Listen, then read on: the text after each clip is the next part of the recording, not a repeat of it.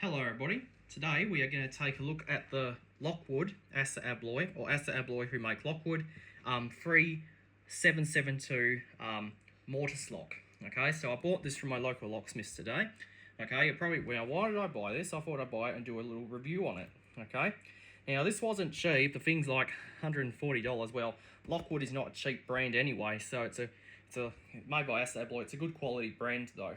Okay, it's also made in Australia. Some Lockwood products are actually made in New Zealand, okay, but mostly they're made in Australia.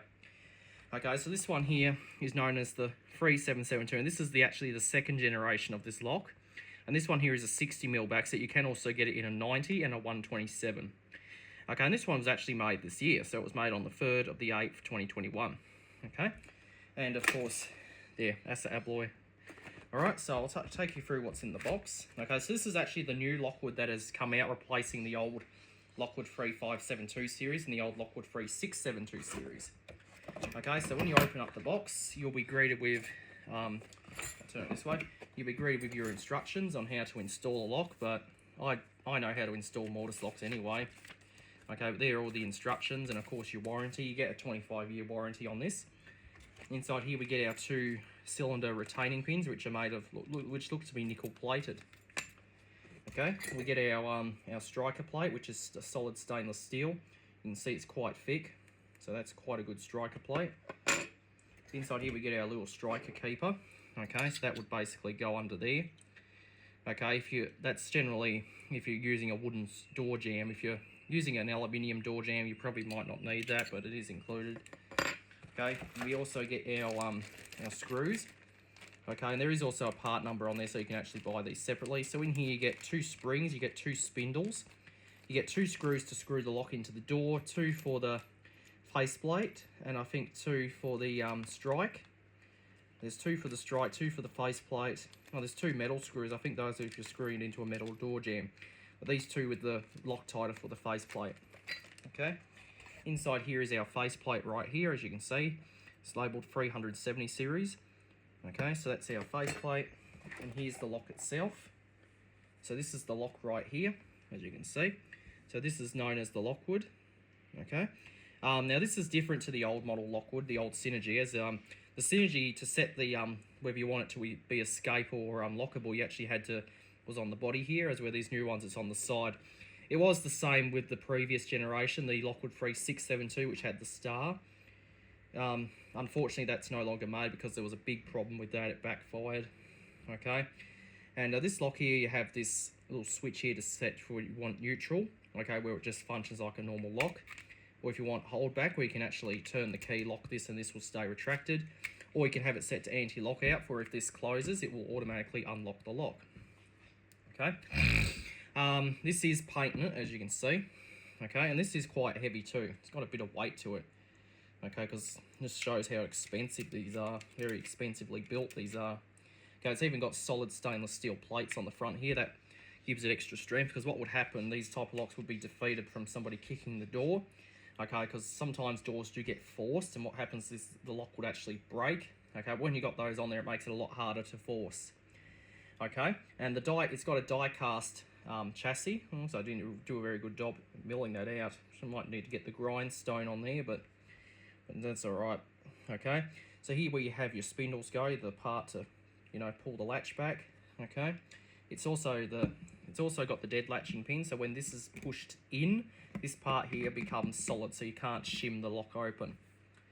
Alright, so on this side here, of course, you have where your escape or unlockable. So right now it's set, both sides are on green, so that means both handles can remain free. To change the function of this, you just need a flat blade screwdriver. The lock needs to be in the unlocked position. Okay, so to do that, you just pop this cover off of here. Okay, I'll just quickly check to be sure it is unlocked. Okay, and inside here we have our yoke. You just be sure that that's up, which it is. So now the lock is in the unlocked position. Okay, to change this, you simply just pop the screwdriver in here, and you just rotate this. Okay, so now this is set to escape mode. So this side here will always be free, and this side here can be locked. If you turn it to red, that sets it to cranium mode. So now both sides can be locked. So this would be used on entrance, glass door, or privacy. Okay, so for escape function, you just turn it back here. So if you want it to be escape, which is this will be used on classroom, glass door, or glass, not glass door, or storeroom. Okay, and for passage, you just simply set it to here. This will be used for passage or any other function that's apart from entrance or storeroom or anything like that. Okay, now if you're using this as a night latch, this is irrelevant because night latch doesn't have handles. Okay, it's just got a key and a turn on the inside. That's all it has. So this is irrelevant for night latch mode. Okay, and there we have our latch bar. On the older, very old Lockwood mortise locks, this used to be flat, like the 001s, but they've made it curved. Okay, so, okay. And of course the faceplate, that would basically go over the top like that, and when that's on there, it would basically just stay there, and that would keep the latch from turning in the door. Okay, so here you have where your handles will go. There's extra holes here depending on the handles you have. These two holes here are for those rose handles. Okay, and there's also two side ones. I think those will be for the dual entry function. There's two holes up the side here for a scutcheon furniture. Okay, so it's a very good solid lock made by Lockwood. Okay, a lot better, a little bit better than the previous generations, but it's a very good lock. I don't find it any different. Okay, still a good lock, still Australian made, always has been and always will be. Okay, now one thing that's different on this new lock is the cams. Okay, when you buy the lock, it will actually come with a cam. Okay, I have a turn snip adapter and a cam in here to show you. So this is the cam here. So this is X7. So what this cam does is it pulls the latch back. So this will be used on the storeroom, single latch and escape, or night latch, or anywhere where you just want the key to pull the latch back. And then we have the turn snip adapter. This one here also pulls the latch back. So this will be used on night latch or the ones that have the combination lock on, the Lockwood Digital, or anywhere where you want just the turn or the key just to pull the latch back. All right. Okay, so what I'll do is I'll just quickly show you that. So what we'll need to do is get out one of these retaining pins. Oh, it looks like you can just tear that off, but I'll just cut it with a pair of scissors.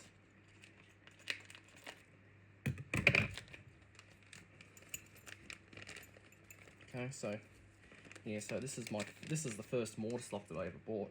So to put the turn adapter in, you need to pop it in like sideways like that. Then you need to put the retaining pin in, like so. Okay, and now just be sure that goes in all the way. Okay, and then that will hold that in place. Okay, I'm gonna pop the faceplate on here. Or maybe I can do it with this screwdriver. So when this turns, it will basically just pull the latch back. As you can see here, this just pulls the latch back. It won't unlock the handles, it'll just pull the latch back. So this will be used on night latch or turn, or anywhere where you just want the turn just to pull this back. Okay. And it'll basically just do that. That's all that does. It just pulls the latch back. Okay. Okay, I'll just pop this out. Okay. Now, if you can see in there, you can actually, I'll just see if you can see inside there. You can actually see the part in here which pulls the latch back. It's this part down here. I can actually use my screwdriver, and that will pull the latch back also. Okay, inside here we have our yoke, which is used to lock and unlock the lock. So when that's now locked, but because this is set to passage, both sides will still remain unlocked. Okay, so to unlock, you just pop that back up. Okay, so now it's set to locked. Okay, if I pop this down, there will be the handles will be locked. Okay, so yeah, so a very good lock made by Lockwood. I think that's all the information that I know about it. I do know that it's actually a little bit better than the previous generation. I do know this one's actually better than the previous model, the 3672, the Pentagon one, the one that had the star here, because that was a big nightmare. Apparently, what happened was that was failing, and because of that, a lot of locksmiths were having to downgrade it back to the old 3572 lock because of that. Okay, but this one here, there's been no issues with this one. Okay, and I heard that Lockwood have actually discontinued the 3572, so I don't think you can get that now, because this is the lock. My local locksmiths didn't have any of the old ones. Okay, so you will need handles to go for this type of lock. The handles are not cheap, but they are generally made of solid stainless steel. Okay, they will give you years of trouble-free service. Okay, and that's actually quite a smooth operation. You can hear that there. I don't hear any problems with that. That's just working smoothly, and there is a lot a lot of grease in here as well. So for those of you who don't like to get your hands dirty, well, think twice before you actually get into taking one of these apart. All right, so that's the Lockwood 3772 series mortise lock made by Asa Abloy, who also make Whipco and Multi-Lock and Yale and all that. So there's all your screws once again. You got your 2 spindles in there. Okay, I'll just quickly cut this open. Okay, now keep in mind that when you buy the lock, you actually got to buy the turn snip adapter separately. I actually had to buy that separately, and that was about $20, so the turn snip adapters aren't cheap. Okay, so they're not cheap. Okay, but they are generally made of die cast and brass and everything like that. So they are good quality, so that's why they're not cheap. They're usually made of good quality material. So here we have a spindle. If I pop this in, you can see that it's actually not going to retract because it's locked. Okay, I'll just quickly unlock. What I'll do is I'll unlock this. Just flip the yoke up. Okay, now the lock is unlocked. And now the handle will pull the latch back. It's a little bit hard to do with your hand, but it will pull the latch back. Okay, so that's what these are for. So you put your spindles in there and you put the spring in there so the spindle doesn't come out. Okay. So that is the Lockwood 3772 second generation mortise lock. This is a very good lock made by Lockwood. So this was just a quick little review on it. Okay, these are your little caps here. Okay, you keep those in there if you're not going to be using cylinders. Okay, so that's all you get in the kit. So when you buy the kit, you get the lock, you get the faceplate, you get the cam, you get the 2-cylinder retaining pins, you get your spindles, your springs, and your screws. And what you don't get is any handles or a turn snip adapter. So keep in mind that you've got to purchase those separately. Okay, so there is also the narrow version, the short back version, which is the 3782. Okay, but it's the same thing. This one's more for wood. Okay, the other one's more for metal. Okay, so hope you enjoyed, and that'll be it.